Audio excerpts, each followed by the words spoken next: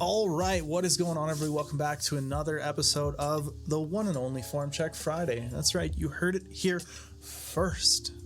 Now, what we do here is we're going to look at lifters' techniques. We're going to break them down. These are all people who have submitted their lifts to us to get looked at. If you're interested in submitting yourself, you can check the description box below for a link on how to do that. Now, we're going to start off with the video that we left off with last time, which is Josh. So Josh has recently converted to the sumo deadlift here a month or two before sending this video in. Now, he's not sure if maybe his hips are rising too early on the initiation of the pull, which is something we see often. He also is wondering if maybe he's too far forward over the bar. So he's looking to compete by the end of this year, maybe next year. This is 160 kilos on the bar, 80% for, he called it a 7 to 8 RPE. So I'm going to let this play through the last rep just to get a bit of a look at how the set goes through on the last rep. And honestly, you got a pretty solid technique here, Josh. I think the biggest thing I would probably do is play with a bit of a narrower stance. Looks like we're kind of having to really work the knees out, maybe beyond what's comfortable. And we are seeing that slight little bit of internal rotation at the hip, right? The hip kind of pushes the knee inwards off the floor. A lot of the times the reason that the hip does that is because it just gets more force in this position, right? So you're just able to produce a little bit more force with your knee here versus here. So if we move the foot in this way to the point where the shin is a little more straight up and down as opposed to sort of angled like that, we may be able to just be a little more sturdy with that kind of stacked joint, if you know what I mean there. So I don't think you're too far forward. I think your shoulder blades look like they're probably in a good line with the bar. It's a little tough to tell because this isn't like a straight on side angle. Oftentimes a straight on side angle for the sumo shows us a lot. I think we may be kind of focusing a little too much on being super upright. We're really trying to extend. I think we could probably brace a slight bit more ribs down, just for the sake of a more comfortable position off the floor. Because you can see, yeah, there is this little bit of shift, but I think that we're rising into a pretty damn strong position. I think if we started the pull here versus in that hips lower position, that we might be able to kind of wedge into this starting position and feel a little more consistency from where we initiate this drive and where the bar comes off the floor. There's going to be a little less change there, and you may be able to be a bit more consistent from rep to rep that way. The other thing I'd maybe do is play around with where you're looking. A lot of sumo lifters can, look up very successfully, but I think it's at least something worth adding to your list of variables to trial and error your way through and see if looking more down to give you a kind of more neutral position here, right? Which would mean your gaze is pointed down this way instead of, kind of playing into that almost exaggerated extension I'm talking about there. Now, the pulls themselves look really good once they get going. We do maybe see the knees unlock a little bit on some of these reps.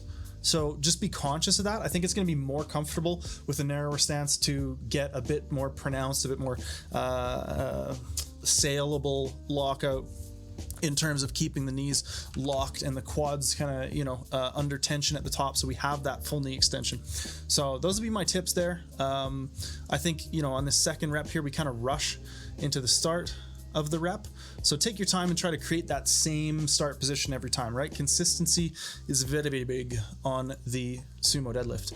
Up next, we have Peyton doing some squats. Peyton's been lifting 8 months. This is 240, I'm guessing pounds, yeah, for 6 and 70% of his max. So Peyton, your squat actually looks really good. First off, got to give you the props for that nice Calgary Barbell shirt. Love to see that.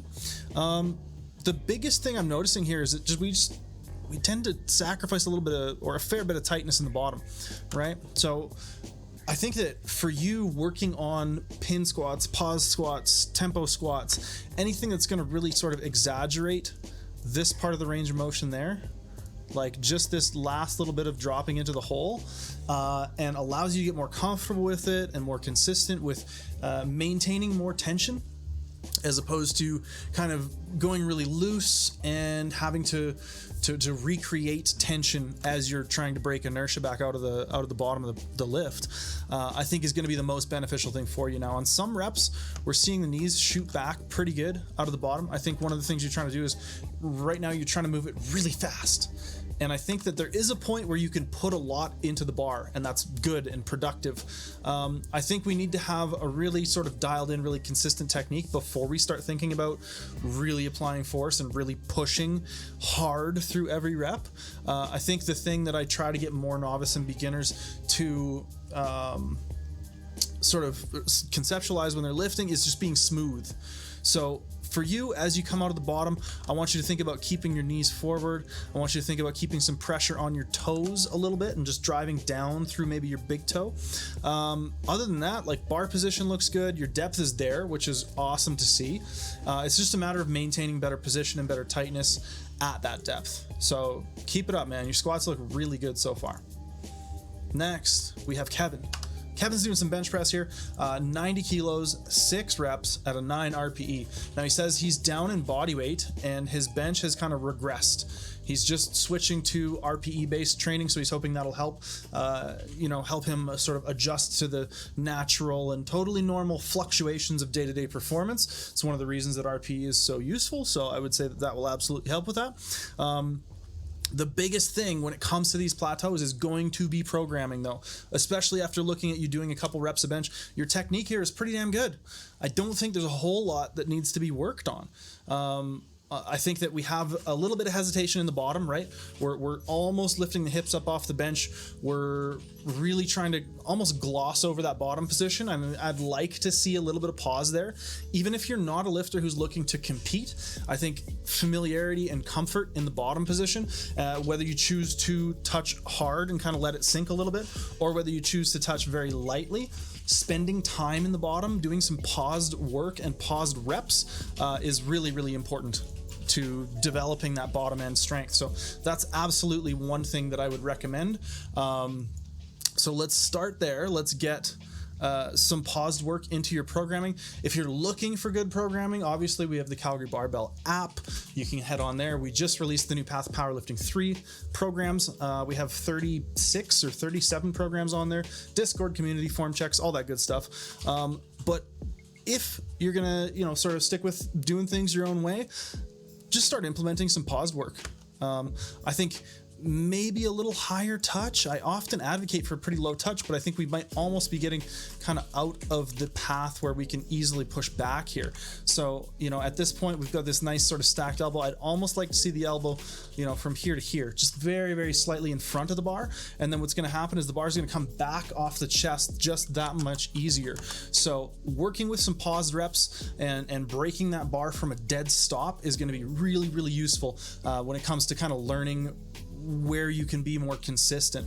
I'm actually quite a fan of your leg drive. I think we just need to learn to control it a little bit so that we're not seeing this jump, right? Because what's going to happen is if that weight on the bar is closer to a limit lift, meaning that it's 99 or 100%, I think we might see that butt lift up off the bench, which in any powerlifting meet is going to disqualify you, and we don't want to see people miss for technicalities when their strength wise they're able to press the bar. So I would think a little bit about just being consistent with your leg drive and making sure that your butt is not going to come up off that bench. We don't ever want to see daylight, and we're not yet, but be mindful of that. Maybe play around with your foot position and how you're applying pressure.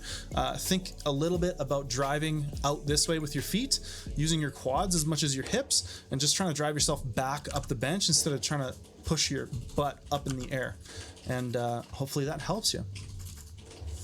Now we have Kieran doing some squats here, and Kieran is lifting 90 kilos. This is his second set of 5 reps, and he says he's noticing his hips shooting up.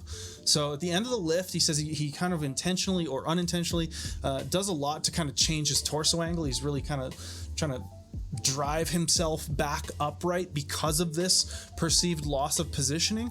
So what we're going to do is I'm going to let this play through. I want everybody to head down to the comments section below. Let me know what you think that Kieran can work on here to try to tighten things up and clean up his squat technique.